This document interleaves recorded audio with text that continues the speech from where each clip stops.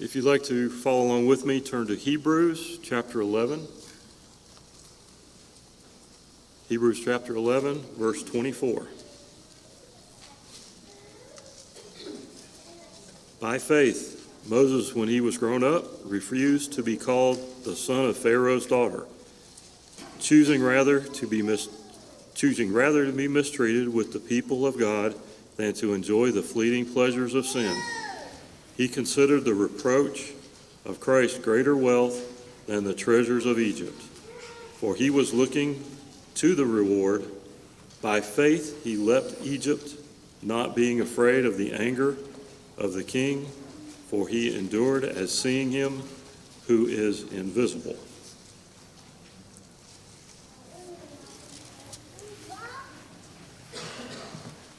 Good morning. If you were here last week, we talked about the faith of Abraham, and now we're talking about the will of Moses. Can you sense a theme going on? We're talking about every important male character of the Old Testament in this series. We'll be here for the next 30 years doing this, so hopefully, just the major ones that teach us something important about our relationship with God. Abraham was able to do a whole lot by faith, seeing things that were not visible, be able to trust in God, trust in His promises. In a similar kind of way, Moses is one of those characters we look to as a perfect example of someone that was deeply flawed as a human being, as all of us are. However, God could use his flawed nature and the good parts of who he was to bring about his will and to exemplify his glory. The point for us this morning, if you leave with nothing else, is the idea that Moses was a human just like you and me. He made mistakes. He sometimes did and said the wrong things. However, he was the exact person that God needed in that moment in time to lead the people away from bondage of slavery in Egypt and lead them towards the promised land. Who knows what purpose you have in God's plan? But you don't have to be perfect to be used by a perfect God. We have three things this morning because every good gospel sermon has 3 points. They're not alliterated. I tried really hard. I couldn't think of a good word that goes with the third point, but you'll have to forgive me. 3 major things from his life that show us who he was as an individual and how God could best use him. To begin our conversation, let's go to the book of Exodus chapter 2, beginning in verse 11. If you have a hard time reading that, I tried my best. Okay? Exodus chapter 2, beginning in verse 11. One day, when Moses had grown up, he went out to his people and looked on their burdens. And he saw an Egyptian beating a Hebrew, one of his people. He looked this way and that, as we often do before we do something we shouldn't be doing in the first place, right? Looked left, looked right, and seeing no one, he struck down the Egyptian and hid him in the sand. When he went out the next day, behold, 2 Hebrews were struggling together. He said to the man in the wrong, "Why do you strike your companion?" And he answered him, "Who made you a prince and a judge over us? Do you mean to kill me as you killed this Egyptian?" Then Moses was afraid and thought, "Surely this thing is known." When Pharaoh heard of it, he sought to kill Moses. But Moses fled from Pharaoh and stayed in the land of Midian, and he sat down by a well. Now, this is the introduction to who Moses is as an individual. We learned about his mother and his sister when he was a baby. We learned about all the instances that were going on when he was a child. But this is the first real action we see Moses doing. He's a 40-year-old man at this point, and he is beginning to make actions, to do decisions based on what he knows about his heritage. One thing to keep in mind here, he grew up in Pharaoh's household. However, he knew exactly from who he came. He was a Hebrew. He related to the people that were in bondage as his brethren. And we see in this particular instance in verses 11 through 15, the way that I view this is I see that Moses had the audacity to be someone who was born into privilege and education, but also be someone who was willing to stand up for his people. That's a good thing. He sees his brethren, the Hebrews, being beaten by one of Pharaoh's rulers here, an Egyptian, and he decides, after looking left and looking right, not seeing anyone watching what's going on, to kill the Egyptian, hide his body in the sand. The very next day, we see him going out to the Hebrews, and they're fighting amongst themselves. He's trying to be someone who goes in between Egypt and his brethren, the Hebrews. That's a good thing. The way he went about it, maybe not the best. He wasn't quite ready yet to be that person to intercede between his brethren, the Hebrews, and the rulers of the Egyptians. He wasn't ready yet, but he had the idea in his mind to be someone who was a prince or a judge or a ruler over the people because of that privilege. If we go over to Hebrews chapter 11, we were just there a moment ago. The Hebrews author has some insight to us, for us about some of these individuals. If you can't tell, we talked about Hebrews 11 last week with Abraham, and even Sarah is mentioned there for being a woman full of faith. Then if you continue reading Hebrews 11, we get to Moses. Maybe you can see where I'm getting these people I'm talking about on Sunday mornings from. If you can't, I'm not sure how I can help you, but it's Hebrews 11, right? The Hall of Fame of Faith, we call it sometimes. Hebrews 11, verse 24, by faith, Moses, when he was grown up, refused to be called the son of Pharaoh's daughter, choosing rather to be mistreated with the people of God than to enjoy the fleeting pleasures of sin. He made that choice to reject where he grew up and how he grew up to be with his brethren. He considered the reproach of Christ greater wealth than the treasures of Egypt because he was looking to the reward. Now, the Hebrews author here has a different perspective than many of the people who would read Exodus would have.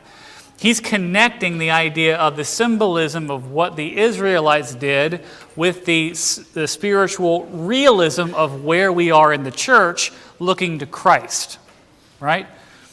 By faith, he left Egypt, not being afraid of the anger of the king. I'd imagine we're talking about after the plagues, this moment taking place. For he endured as seeing him who is invisible. One great thing about the person Moses, although he was flawed, although he made decisions from time to time that were not what God desired, he was able to identify with his own people. When we are in the world, when we're at our workplaces, when we're going to the grocery store, whatever we're doing in the world, we need to be able to identify with our own people. And one of the great things about the church and God's infinite wisdom is knowing that he would have pockets of his people all throughout this world. You can go literally anywhere in the world and you'll likely find a group of people who identify themselves by the name of Jesus Christ and are a part of his body. I've mentioned before to you an example of going across the world to Kenya and finding a large group of people that are just like us, believe the same things that we believe, sing praises to the same God, saved the same way. We're all in the same boat. We need to be able to identify ourselves based on who belongs to Christ. That's one great thing from the life of Moses. Next, he also interceded for the people. He was someone that was a mediator. He's able to go in between God and his wrath and the people and their sinfulness. Now, we don't have Moses as an intercessor today. We have Jesus. He was also man, also God, able to appease both sides because of his nature. One of these moments is in Exodus chapter 32, beginning in verse 7. And the Lord said to Moses, "Go down, because your people, whom you brought up out of the land of Egypt, have corrupted themselves." This is talking about when he was at Mount Sinai, receiving the law from God. The people didn't know where he was and just forgot all about who God was and made a god, a calf, a golden calf for themselves. They have turned aside quickly out of the way that I commanded them. They have made for themselves a golden calf and have worshipped it and sacrificed to it and said, "These are your gods, O Israel, who brought you up out of the land of Egypt." The Lord said to Moses, focus on this part right here. The Lord said to Moses, "I have seen this people, and behold, it is a stiff-necked people." They're hard-headed, we might say. "Therefore, now leave me alone, that in my wrath may burn hot against them, and I will consume them in order that I may make a great nation of you," or from you. I forget this portion so much because oftentimes we talk about Moses being the go-between, the mediator for the people in God's wrath. But there's something extra here. And the extra bit is God tells Moses, "Here's my plan. Get out of my way and I'll do this. I will destroy and consume all those Israelites that you redeemed from Egypt by believing in me. And then instead of those people, what I'll do is just make you a great nation." Just like Abraham was given that promise in Genesis 12, 1 through 3, from him would be a great nation. He's saying, Moses, I can give that promise to you. And if it were me in that situation, if I were wearing his sandals, that sounds like a pretty good deal, doesn't it? Instead of a bunch of people that you're kind of related to, you can have your family now be the beginning of the new people of God. That's not what Moses concedes to. In verse 10, "But Moses implored the Lord his God and said, 'O Lord, why does your wrath burn hot against your people, whom you have brought out of the land of Egypt with great power and with a mighty hand? Why should the Egyptians say, with evil intent did he bring them out, to kill them in the mountains and to consume them from the face of the earth? Turn from your burning anger and relent from the disaster against your people.'" He says, "Remember Abraham, Isaac, and Israel," or Jacob, "your servants, to whom you swore by your own self, and said to them, 'I will multiply your offspring as the stars of heaven. And all this land that I have promised I will give to your offspring, that they shall inherit it forever.' And the Lord relented from the disaster that he had spoken of bringing on his people." What Moses did here, I think, was he passed God's test. I think that's what took place. I love a verse to verify my instinct here. I don't think we have it. But what we've got God doing here is saying, listen, while you're up here getting the law, they're down there. They forgot all about me, forgot all about you, and they've made their own idol so suddenly after being redeemed by God's power and might from Egypt. Let's just have a do-over. Let's just start over. Wipe them all out, and we'll start fresh with you. And Moses says, I remember what you promised to Abraham, Isaac, and Jacob. And I remember what the Egyptians will likely say about you, God, if you do destroy them. You are a God of love and mercy and grace. You're not a God to save the people from the Egyptians, just to bring them and kill them in the wilderness. That's not who you are. And I think by saying that, Moses told God what he knew about the God that he was serving. Because of that intercession, the people continued in that generation. If we go to the book of Numbers, it's not the only time that Moses stood in between the anger of God and the people. Numbers chapter 14, the same thing takes place.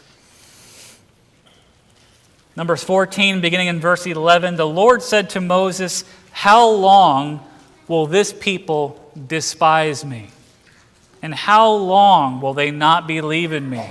In spite of all the signs that I've done among them, I will strike them with the pestilence and disinherit them, and I will make of you or from you a nation greater and mightier than they." Sound familiar? It's the exact same scenario. I will destroy all that generation and start fresh with you, Moses. Now, the only difference between what took place in Exodus and Numbers here is time. It's time. He stood in between the wrath of God and the hard-heartedness of the people just for a few days, it would seem, in Exodus. Here in Numbers, it's been years.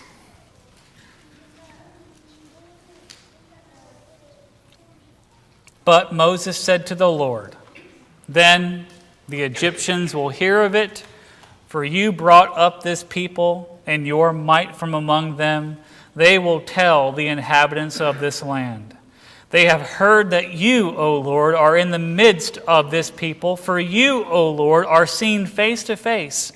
And your cloud stands over them, and you go before them, and a pillar of cloud by day and a pillar of fire by night. Now, if you kill this people as one man, then the nations who have heard your fame will say, 'It is because the Lord was not able to bring this people into the land that he swore to give to them, that he has killed them in the wilderness.' I know what the people will learn about you and your power and even your nature. That's not who you are."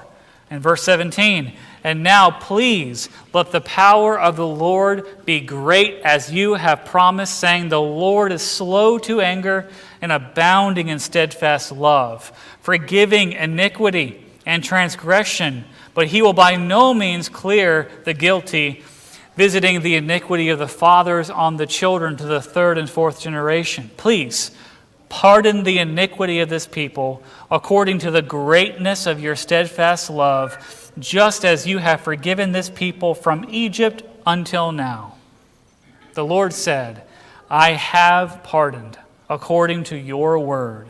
But truly as I live, and as all the earth shall be filled with the glory of the Lord, none of the men who have seen my glory and my signs that I did in Egypt and in the wilderness, and yet have put me to the test these 10 times and have not obeyed my voice, shall see the land that I swore to give to their fathers.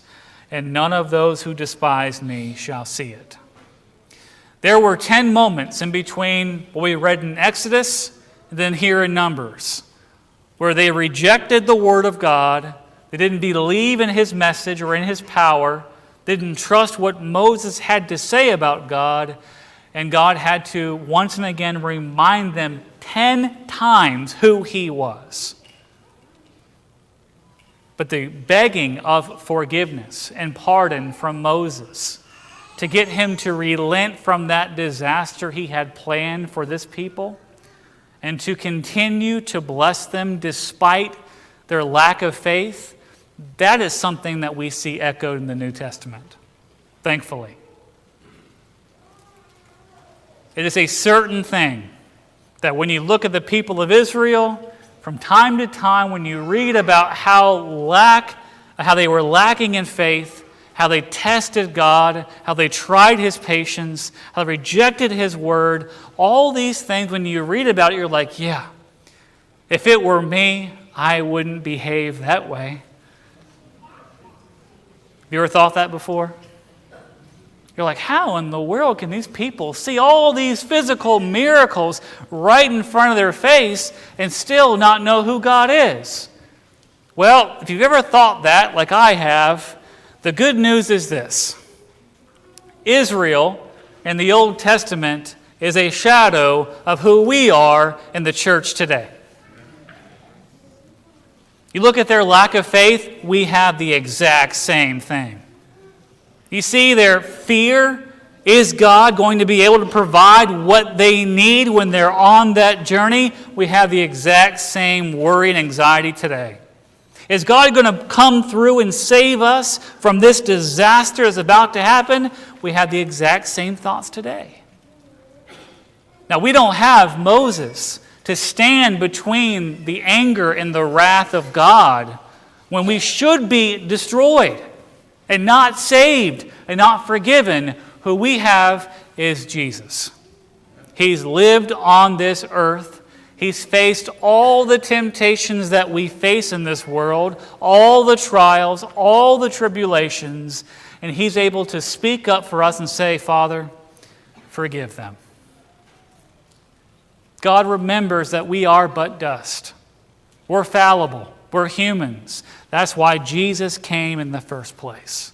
Because we can't do it alone. We can't do it by our own will. God's standard is just too high. And He knows it. That's why He forgives us through Jesus. To close our thoughts out for the morning, we'll go to Numbers. I'm going to read quite quickly here. Numbers chapter 20, beginning in verse 1. And the people of Israel, the whole congregation, came into the wilderness of Zin in the first month. And the people stayed in Kadesh. And Miriam died there and was buried there. And we just pause right there. That's a huge thing to kind of just gloss over. I mean, Miriam's a huge character in the Exodus, but simply stated, she's no longer there. Now, there was no water for the congregation. You might say to yourself, well, why go somewhere where there's no water? Must be the first time this ever happened. No. This is like the fifth or sixth time they've gone to some place where there's no natural body of water for this million people to drink from. So they've been through it 5 or 6 times where God has given them water to drink when they were in need. And so you might say to yourself, well, if they've done it 5 or 6 times where God's provided water from things that shouldn't produce good water, surely they would remember all those times before and think, well, you know what, there's no water here, but I know from past experience, God will give me what I require, therefore God will give us water. You might assume that, right? Well, let's keep reading. And they assembled themselves together against Moses and against Aaron. And the people quarreled with Moses and said, would that we have perished when our brothers perished before the Lord. Why have you brought the assembly of the Lord into the wilderness, that we should die here, both we and our cattle? And why have you made us come up out of Egypt to bring us to this evil place? There is no place for grain or figs or vines or pomegranates, and there is no water to drink. Deja vu. If you read Numbers, this is just the chorus. I mean, you just come back to this. Oh, I wish we died in Egypt and didn't come all the way out here. There's no water, there's no food. Let's keep reading. Then Moses and Aaron went from the presence of the assembly to the entrance of the tent of meeting, and they fell on their faces. And the glory of the Lord appeared to them, and the Lord spoke to Moses, saying, take the staff and assemble the congregation, you and Aaron your brother, and tell the rock before your eyes to yield its water. So you shall bring water out of the rock for them, and give drink to the congregation and their cattle. And Moses took the staff from before the Lord as he commanded him. Now we read this. If you already know the other instances in which Moses was able to produce water from a rock, he took the staff and he would strike the rock. And from that rock, it would produce water for 1 million people. So not just, small containers, not our little bottles of water we have available for you at the Welcome Center. It's a lot of water, right? It's an interesting detail that God tells Moses here, speak to the rock. Now, we don't have necessarily an indication as to why the order was changed, but there's something interesting that takes place. Let's keep reading here in verse 10. Then Moses and Aaron gathered the assembly together before the rock, the one he's supposed to speak to, and it will yield forth its water. He said to them, now the tone of Moses here is somewhat different than, please pardon the iniquity of this great sinful people. Please don't forget how kind and full of grace and mercy you are. The tone's a bit different. It's been a little bit longer of dealing with this kind of people that's just like us. Hear now, you rebels. Shall we bring water for you out of this rock? Remember that? There was a rock previous. I struck it. Water came forth. And we gave you the water to drink. Did you forget all that? Well, here we are again. Moses lifted up his hand and struck the rock with his staff twice. Now you might think that's not what God told him to do. And you're right. That's not it. Water came forth or came out abundantly. The congregation drank and their livestock. So you might think, okay, well, water came forth anyway, so I guess no harm, no foul. That's not the way God perceived it. I'm pretty sure he's right about this. The Lord said to Moses and Aaron, because you did not believe in me, to uphold me as holy in the eyes of the people of Israel, therefore you shall not bring this assembly into the land that I have given them. These are the waters of Meribah, where the people of Israel quarreled with the Lord, and through them he showed himself holy. It's a couple of things at play here in this dynamic. The people forgot that God will give them what they need. Sometimes we forget in a crisis, God's still there. He still cares about us. He will give us those things that we need. The other dynamic here is the patience of Moses seems to have been shot. Now, I don't know about you and your family dynamic, but sometimes when you have a long day and you answer maybe a million questions as to why things are the way they are, and your children say, well, why? And then you hear your own parent's voice, because I said so, come out. And you get to a certain point where you just lose your patience. We've been in the car before, and someone's asked me a question, or asked Melissa a question, and we are just done. You know, we're tapped out. We're done. I'm done. No more questions, I'm done. And then someone will say, I lost my patience. And then someone with a sweet little 6-year-old voice back there will say, I'll help you find your patience. Girl,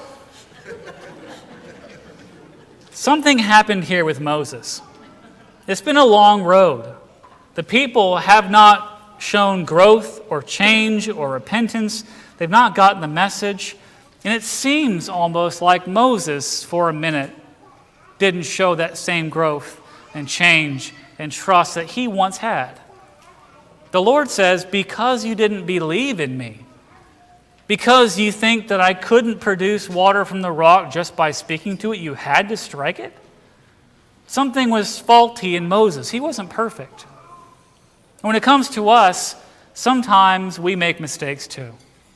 But one thing that's very special about Moses is even when he was human and he made a mistake, he accepted the consequences of what God told him those consequences were.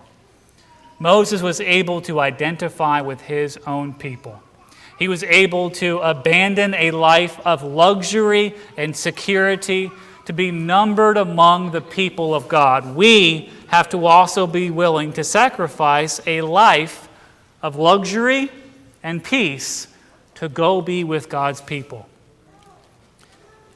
He was able to stand in between the wrath of God and the people to be an intercessor, to be someone who's a mediator to satisfy both sides. Thankfully, we don't have just Moses, we have Jesus standing in between our sinful nature and God's holy, righteous judgment.